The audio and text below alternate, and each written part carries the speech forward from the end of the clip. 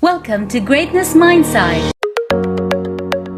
I am Dr. Aisha Alsheikh. I'm a medical scientist and researcher turned therapist, coach, mentor, and business entrepreneur. Greatness Mindset is a podcast that brings you motivational and authentic messages from incredibly inspiring and extraordinary people, where I dive in and deconstruct their mind to explore different aspects of their lives, from entrepreneurship and leadership to motivation, fears, and how they overcame their struggles, tackled their inner demons, and overcame adversity.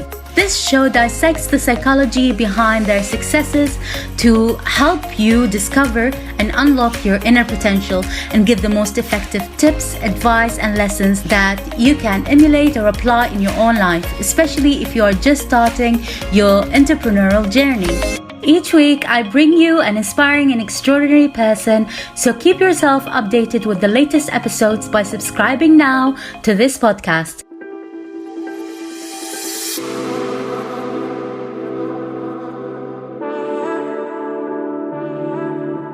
Never, ever, ever give up. Obstacles are there for a reason. But sometimes when you take the bull by the horns, you can change your life around and make it even better. You should always reframe your challenges and be grateful and take them as part of your journey. By Jay Munoz.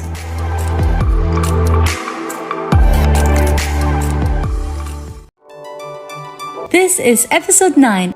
And in this episode, I'm excited to bring you an incredibly inspiring guest who is a property developer and mentor, chartered civil engineer, author, YouTuber, and a serial entrepreneur running 11 companies. His name is Jay Munoz. In this episode, Jay shares his story and how a book changed the direction of his life from being in a comfortable corporate job as a chartered civil engineer to building his own property empire and businesses, in addition to insightful and wisdom-filled pieces of knowledge. So without further ado, let's dive into this episode right now. Hi and welcome, Jay. It's a great honor to have you here today. I would like to just start off by sharing a bit about your background with our listeners and what's the main highlight that made like a massive change in your life that made you found Asset for Life or other businesses. If you would like to share with Absolutely. Thanks ever so much, first of all, for inviting me. That's really kind of you. Absolutely love sharing my message. So hopefully you listeners will get lots out of this podcast. So grateful, mega grateful with you for giving me this opportunity, first of all.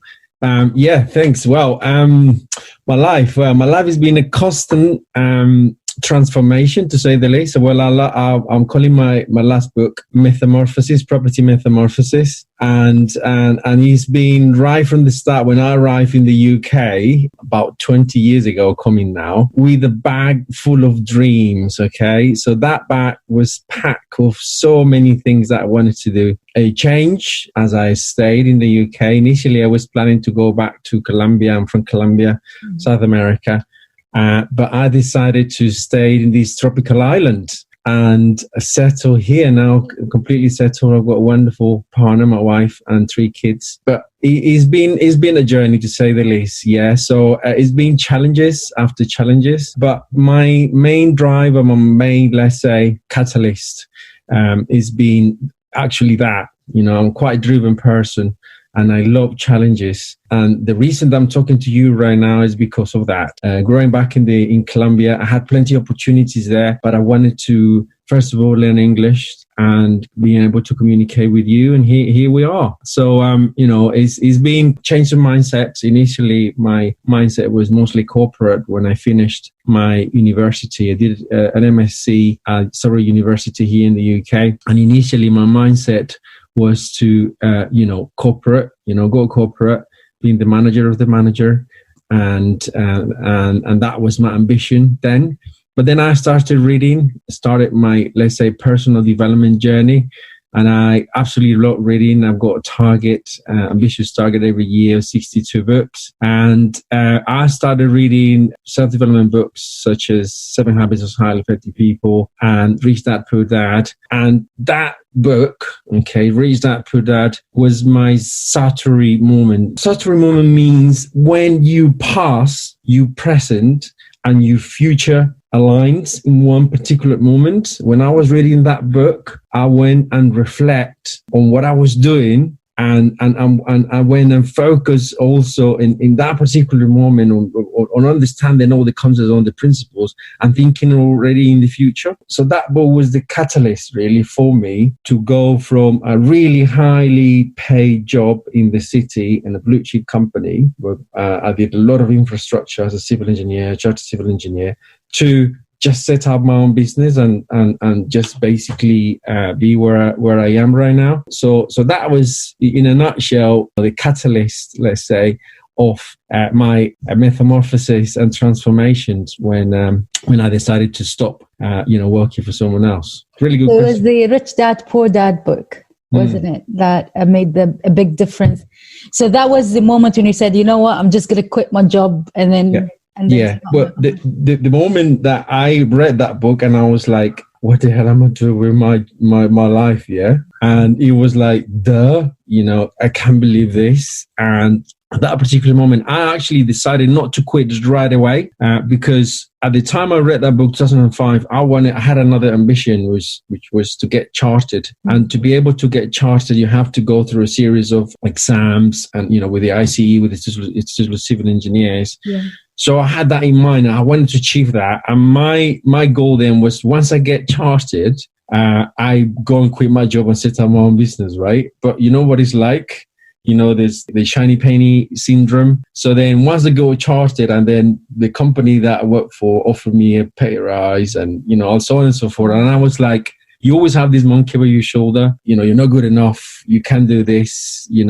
Little Jay, how can you do this? You're a foreigner. You're never going to set up your own company, that sort of stuff. So I was listening to that. But actually, what I did do was decided to take action and then started investing in property. So in 2005 or 6, I started then training and basically did a course, a weekend course, to understand about HMOs. And, there was a whole thing about HMOs. So we paid quite a lot of money with my other half, because I gave the book to read that, put that to my other half as well. And she was very technical. She was doing a PhD at the time. Mm-hmm. And we read that book and we decided to take action. So we bought this course, and immediately afterwards, I just went and took action. And then we bought 3 properties. All of them were 100% mortgages. At the time, you have that luxury, let's say. I wish I bought more. So we bought 3 properties with 100% mortgages. And if you wouldn't believe this, right, the people that I was surrounded by said to me, "Are you mad? What if and all of this happened actually." So yes, all they've said, all these happened, as in, property had the credit crunch and all the properties went down and lost equity for a while. But my strategy has always been for long term, hence the name Assets for Life. And I still have those assets. Those 3 units are actually now double in value. That was it. So I started my journey sort of parallel. Then 2008, got my chartership and continue working. And then, the icing on the cake was about 2013. When I was, enjoying what I was doing, but the toxic environment that I was in the corporate, I just had enough. And I decided just to make a change. And, in 2013, I read a manifesto. It's called the Hosteen Manifesto. And it says, very simply, if you don't like your job, just change it. So I gave myself a year to do that. And guess what happened? 2014. A year later, I actually put that in Facebook, and I was still employed. And, I said that day, that's it, enough is enough. I'm just going to go for it. So I started educating again,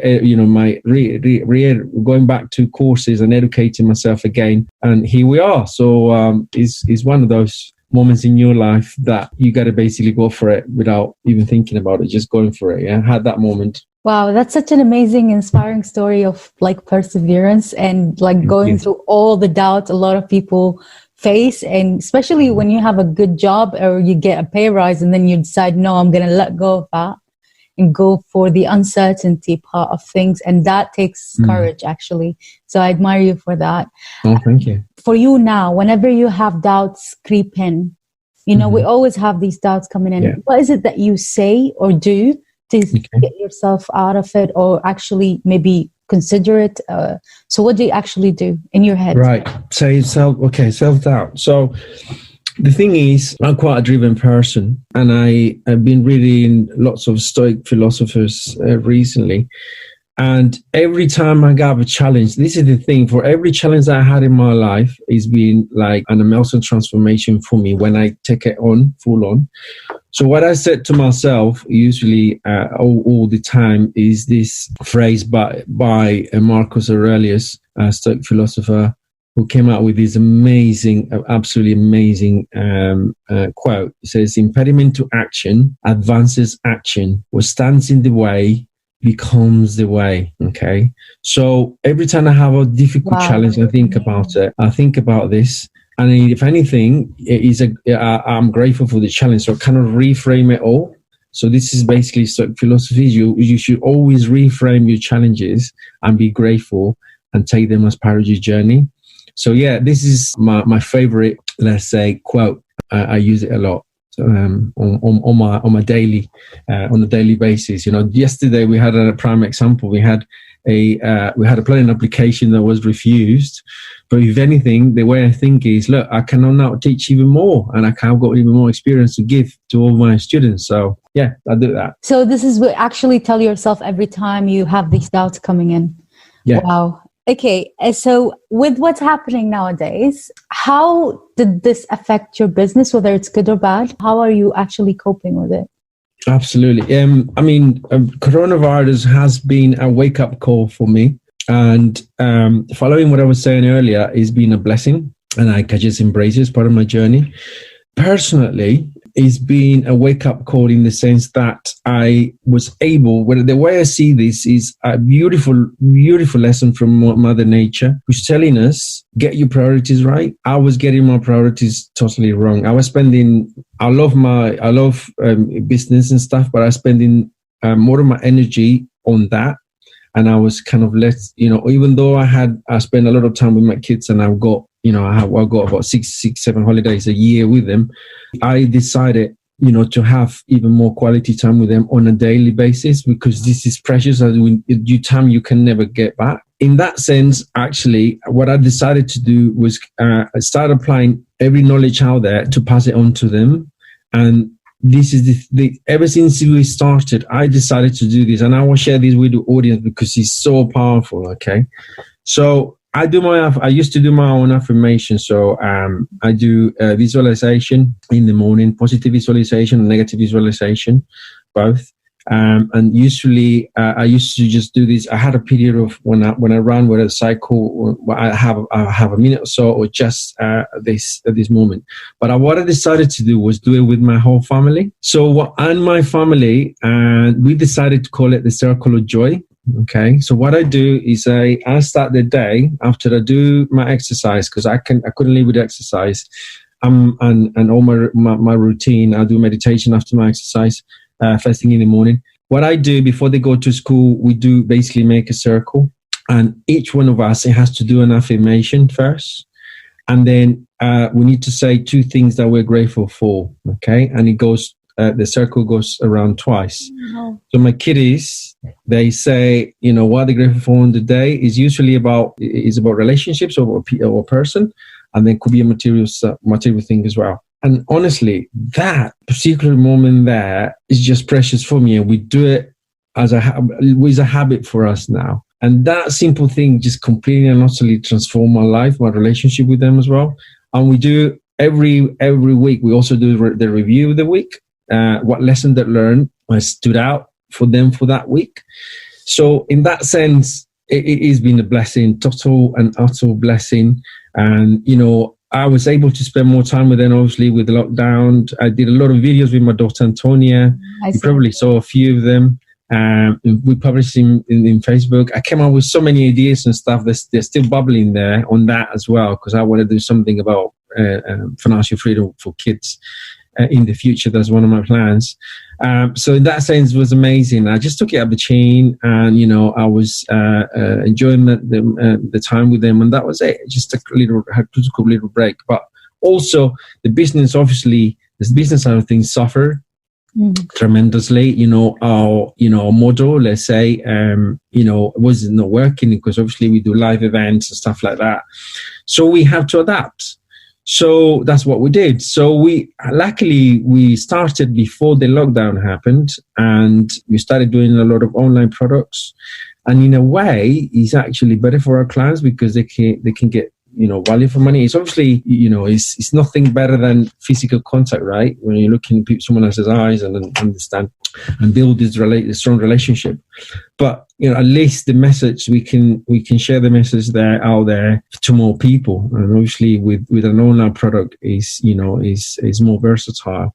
So we're adapting, and this year I know for a fact it's not going to be a good financial year for any one of us, but I just take it is not in a year, but the last 5 years. So that's how I see it. This is not a financially viable year for a lot of people, including us, but we are adapting, and hopefully we'll come out stronger. Wow, thank you so much for sharing that. If you had the chance to start your career over again, knowing what you know now, what would you do differently? Oh my God. Okay. You're talking about which career? Because I had several, right? So you're talking about the corporate world or entrepreneurial world? It could be you can share from one each if you want. It's up to you.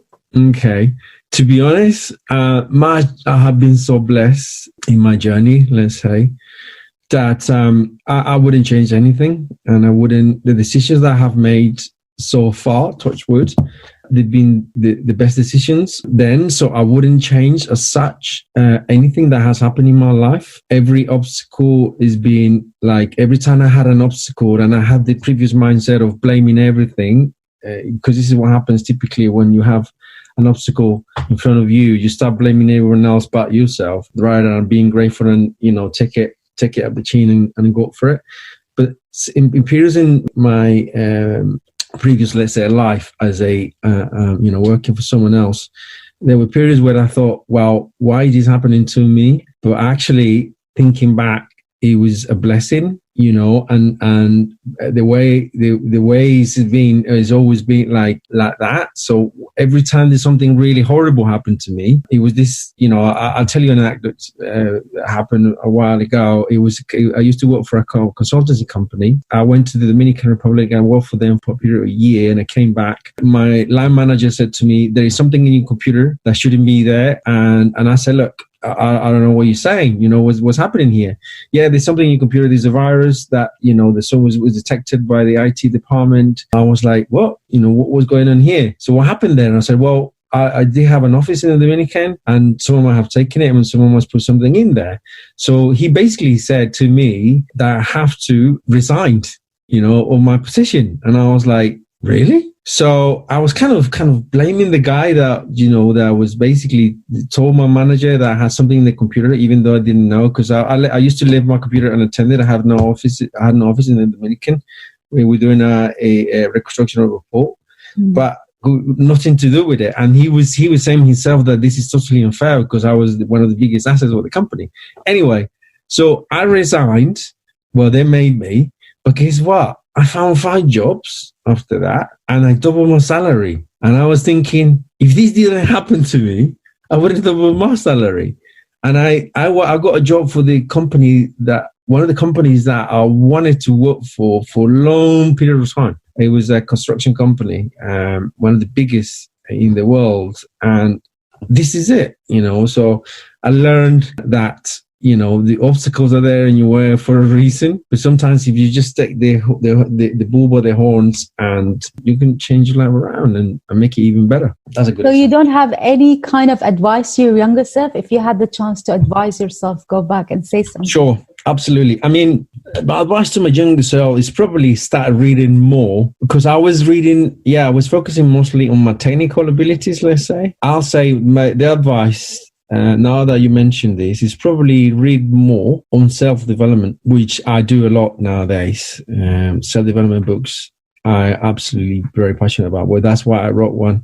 So Property Metamorphosis is pretty much a self-development book, sort of sharing my journey with the people, sharing my story. So yeah, probably that, I think. What is your biggest fear? I guess you have been through that yourself already, is losing someone that I deeply love. I'm lucky enough to still have my parents. I'm lucky enough to still listening to their wisdom, and all the family that are near to me are still with me here. So to that, I think is something that I'm not sure how I'm going to react to that sort of thing. Thanks for sharing that. On day to day, every day, we always have certain pattern of questions we ask ourselves throughout the day. What questions do you ask yourself often? What questions do you yourself often? Okay, that's a really good one, actually. One of the catalysts of the change, the transformation, the metamorphosis that I have been through is for a question. Rather than asking, I'll share it with your audience, rather than asking yourself, because I used to do that, how much money are you earning when you get your job, is ask yourself, what are you becoming? That made me completely and utterly transform my life. That question. I wasn't happy with what I was becoming when I was employed. And I decided to make a change. So that question, I always do that. And then obviously every single day is a new day for me. So I ask that question often, what am I becoming? Wow. Okay. Well, I'm going to move on to something quite different that's more to do into your own inner mind. How do you find your inner peace? How do I find my inner peace? You have one, yes. Yes, I do have an inner peace, and mostly I think meditation. Meditation helps me a lot. I learned meditation about 2 years ago, transcendental meditation, after I heard a keynote, another developer that came to do a keynote for us, and I asked him what is his secret, because he was a high achiever. He did a lot of charity work, which I'm also into. I love charity, giving back. And he was a really successful guy. And I said, what's your secret? And he said, try transcendental meditation. So I procrastinated for a little while until 2 summers ago, I went to Spain with the mission to learn and to get my family also to learn. So I hired a coach, and she did a session for all the family. And I now practice it. So that helped me a lot. The whole family is practicing this now? I'm sorry? The whole family is practicing it? Yes. Yeah. The little ones are not so much, because they're too little to do it the way we do it. But they learn a different technique, which is walking meditation. But myself, I practice, transcendental meditation on a daily basis, in the morning particularly. Yeah, and I can highly recommend that to you guys. The message that I want to share with you is try it. Especially when you have, I'm quite active. I'm full of beans all the time, and my mind is always like this, going around to calm you down, to take better decisions, which is about what this life is about. I highly recommend that to your audience. I do my own meditation, but I think I've heard of transcendent meditation, but never actually tried it. So I'm going to actually look it up and go for it. About, definitely 100%. And I'm going to go next level as well of meditation. I'm planning to do that, because it's powerful. Is there like different levels to it? Yeah. There are different levels. And then is the theory and is that you are more into you super conscious, infinite intelligence once you start hitting those higher levels, and is achievable and possible. So I'm going to work on it really hard. What are the top 3 habits that made a significant improvement in your life? 3 habits is a powerful question. I have many, actually. But the main ones that made a big, massive change in your life. Sure. Okay. One of my massive, let's say, catalyst has been always the more I learn, the more the more I learn, the more I earn. It's been reading. But then I strongly advise my second habit is kinesthetic learning, as in you read and practice that to learn it. Then you perfection that teaching others. So I think my 3 key habits have been those 3: learning, and every time I learn, I try to apply something on a constant habitual basis, and thirdly, educating others as a result, so you kind of complete the cycle, pass the knowledge to others. So those 3, I think, they've been the main the catalyst for my metamorphosis. What do you think is the number 1 quality that makes someone a good leader? Good leader. Okay, that's a really good question.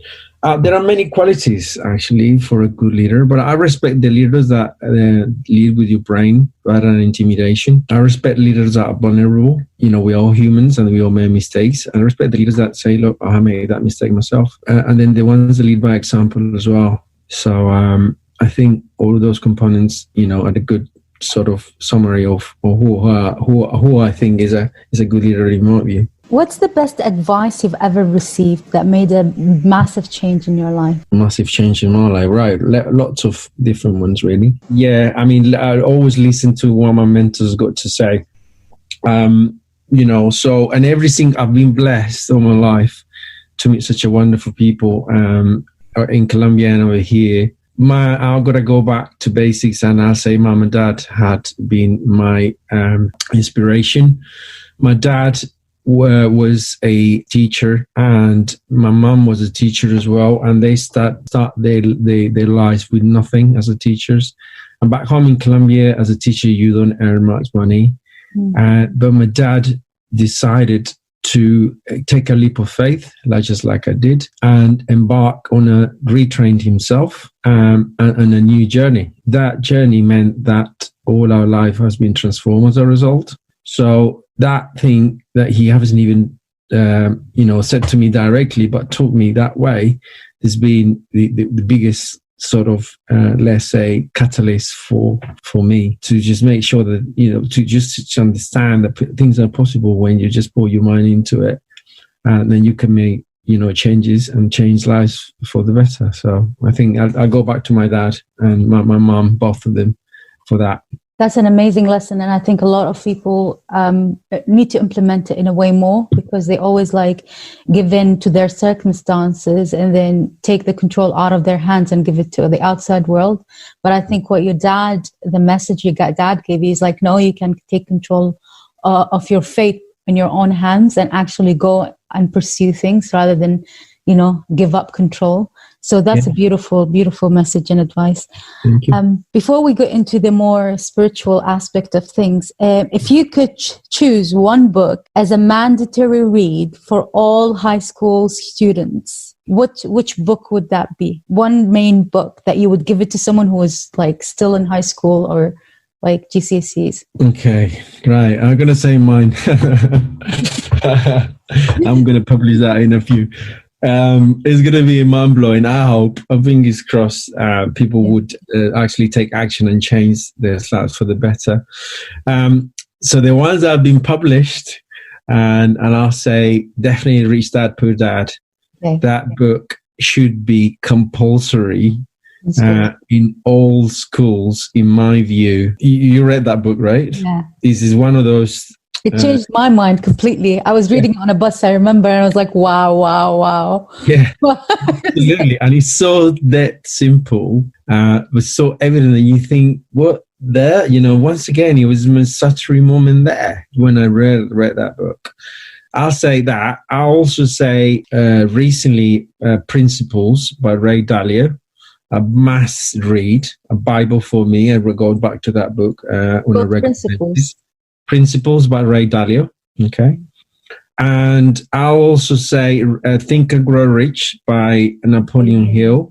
And I'll say another compulsory book should be 21 Lessons for the 21st Century as well, especially for kids, because the future is going to be utterly different and they need to adapt, make sure that they get that information as soon as possible. I got a massive list, but I think these are really good books. Like these are like I think they should be mandatory in school, like among other books. But like that, you answered it perfectly. So, what do you think is the biggest waste of human potential? What do I think is the biggest waste of human potential? Yeah. What do you mean by that? Could you elaborate a little bit more on that one, please? So, a lot of people think. I believe you are limitless. I believe we can do a lot and achieve a lot, but a lot of people put limits into their lives, into their abilities.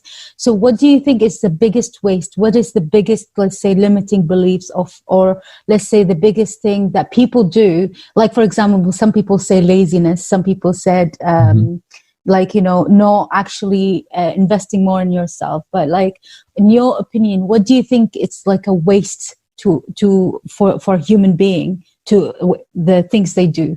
What is it, or the things they think about? Okay, so what I think the biggest ways, and is being a teacher, being a mentor, frustrates me, is once the people that they get the knowledge, they don't do the follow up, and then don't go and apply it. And I don't yet to understand the reasons behind it, because in my head it's just so simple. The steps are there. All you need to do and just go on there doing systematically and have the commitment and have the willpower to just go and do it. So I think they just lack of commitment and they give up on the first obstacle, and they just basically so they just more in a way they kind of waste their time, because they learn something and then they'll go and apply it and then give up and then they try something else. So they always in the constant, I don't know what do you call it, vicious cycle. So I think the biggest form, in my view, is commitment. Is very frustrating. I don't know how you can teach commitment. Can you?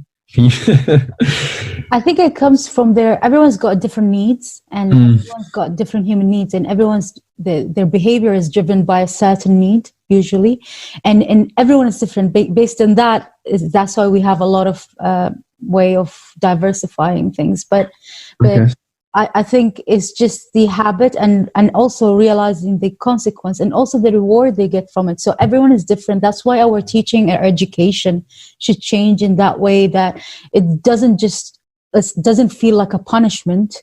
At the end, yes, you get a piece of paper, but it should be like an educational journey with proper rewards, saying, yes, there is a reward to commitment and there's this and that. But I think that's what we're lacking in a way as well. So it's actually teaching these values. It could be also by parents, because they lack it themselves, most likely. And it just goes on and goes on. So the only way, as you said, is actually helping yourself, developing yourself, reading lots and realizing what commitments is and then following through it. Absolutely, yeah. So that's my thought on it. Okay, so moving on. What is your number one solution to healing the world? What is my number one solution to healing the world?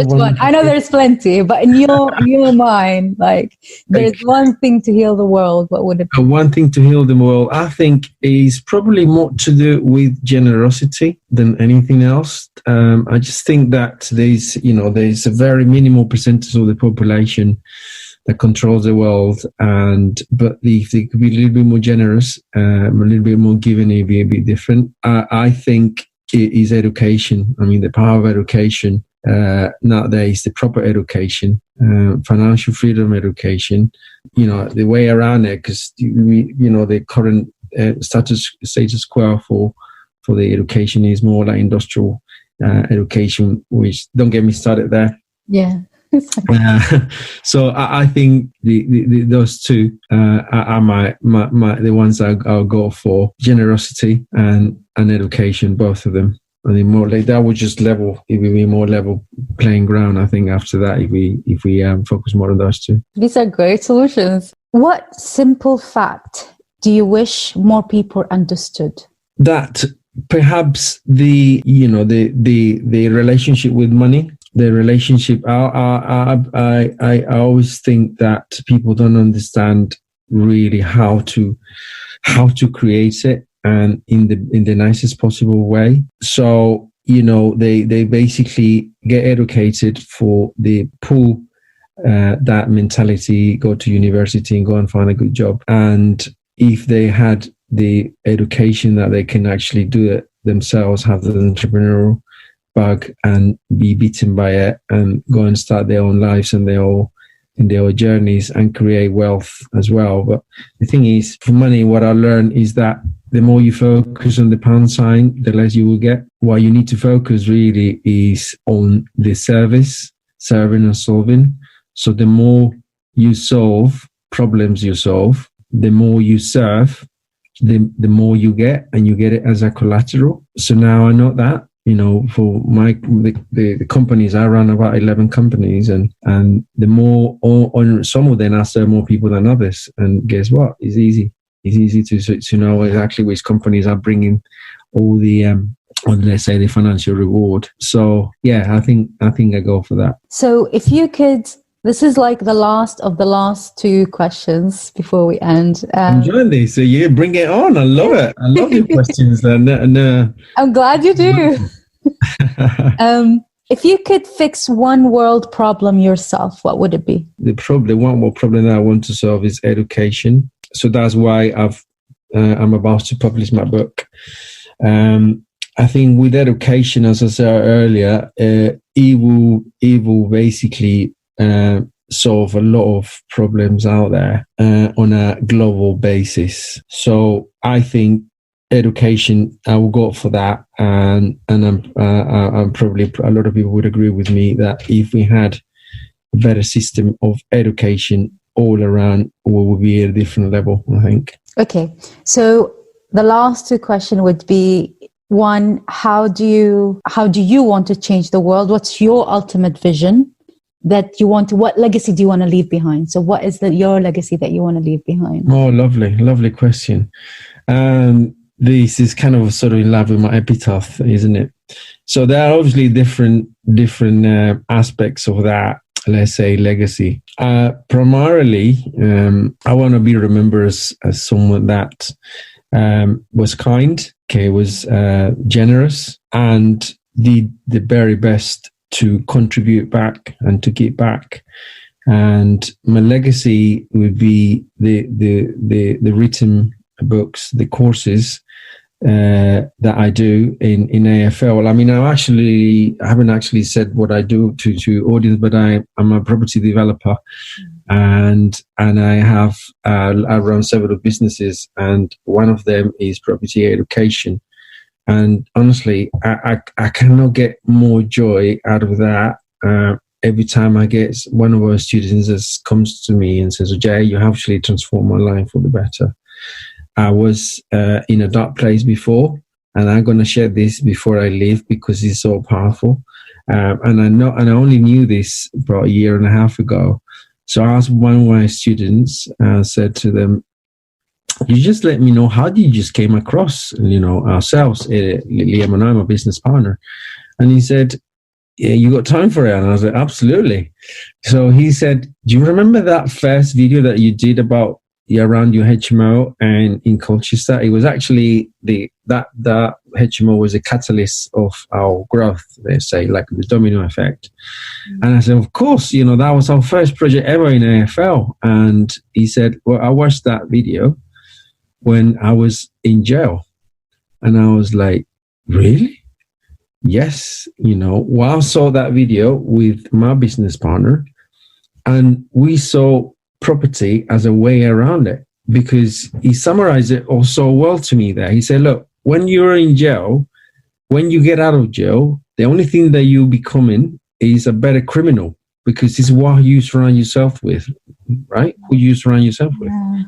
And that was the only thing that, that was the only thing that I wanted to do. But when I saw you, right, and Liam going around that, we thought property is a way around it. And he basically got trained by us, and they are now smashing it. And they're now also helping others. They have a product called Key for Life, I think, to help people that have been, in difficulties, to help them and to get them out of the environment. So that for me was just like absolutely amazing, being able to help someone else in that way, completely and utterly transforms their life for the better, I think I can nicely rest in peace after that. So as many as of those, my vision, and you asked me earlier, for the future is help and solve and serve as many souls out there as possible, and help them with the metamorphosis if they want to, because I can reassure you guys, once you run your own business, once you are, the skipper of your boat, you work at a different level and a much powerful level. So give that a go. Absolutely, 100%. Go on a metamorphosis now. Don't wait. Don't waste any more time. You don't get it back. Wow, that is such an inspiring story, and I'll probably get your book at some point and then read it, because I love reading. You'll get a signed copy, don't you worry. Thanks. Coming to our last question, if you were to die today, what are the 3 unique pieces of knowledge or wisdom from your own life and experiences would you give your family or people? The first one is never, ever, ever give up. Okay. 100%, just be committed. Okay. Don't listen to the naysayers and the people that bring you down. Okay. That's one. Second one is surround yourself, okay, with the right people, right, that propels you forward. And I've got this beautiful analogy, I think we've got enough time to share it, which is that your life is like a coach, okay, prepared by horses, okay. So think about 5 horses, and if you actually think those 5 horses are the most influential people in your life, and if those horses that you picked throughout your life propels you forward, you work at a different level. I'm lucky enough to have that in my life. But what people don't realize sometimes is those horses, right, could be dead horses, okay? And when you have a dead horse, right, the reality is that you don't lose one, you lose 2, because you need to carry that horse. So my second advice would be just be mindful of who you surround yourself with. Okay, it's so important that you pick the right horses for your journey. And lastly, I'll say read and apply the knowledge. Okay, read as much as you can.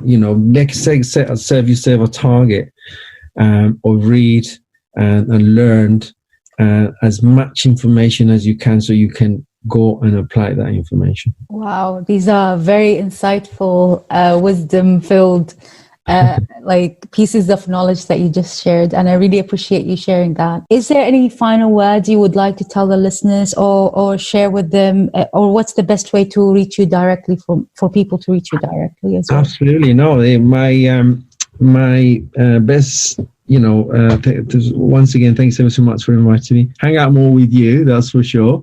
I'll say your business. Surround yourself with you, for sure. And so how you can get hold of me, very easily. You can go to our website, www.assetsforlife.co.uk. You can reach me on Instagram on Jay Munoz AFL. That's my Instagram. I do a lot of back of the scenes sort of thing. I do a lot of stuff in YouTube as well. We got YouTube channel as well in AFL.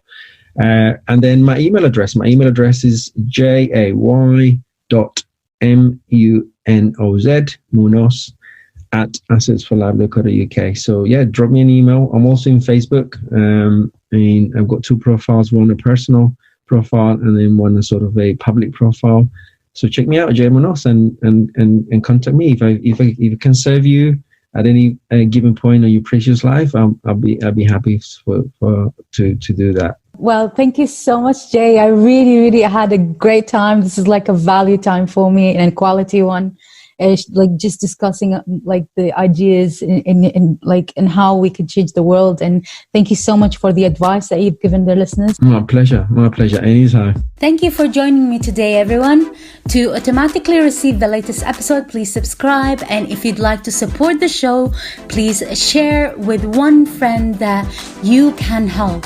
And if you find it helpful, then please leave a review and comment on who you would also like to see as a guest in the future episodes. You can also message me directly on Instagram, Facebook, and LinkedIn at Dr. Aisha Alsheikh at DrAisha